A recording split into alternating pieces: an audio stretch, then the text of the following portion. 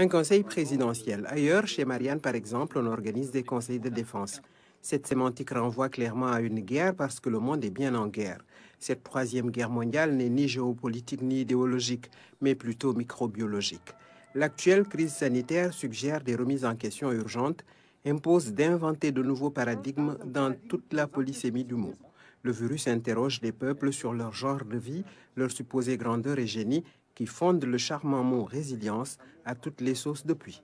Entre mars et août, presque un semestre d'une lutte acharnée et pas encore une lueur d'armistice, ni même un bref cessez-le-feu. Dans les pays du Nord, les cas repartent à la hausse, alors le maintien des efforts est plus que jamais un impératif pour que les énormes sacrifices consentis et le tribut déjà versé servent à quelque chose.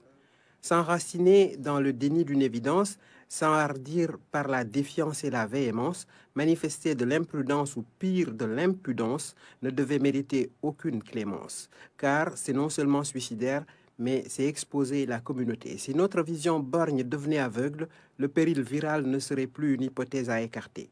La solution devrait être nous-mêmes, mais nous sommes tristement le problème. Ceux qui savent décrypter un discours, les bons entendeurs, ont certainement relevé l'accent combinatoire en filigrane dans l'expression du président de la République.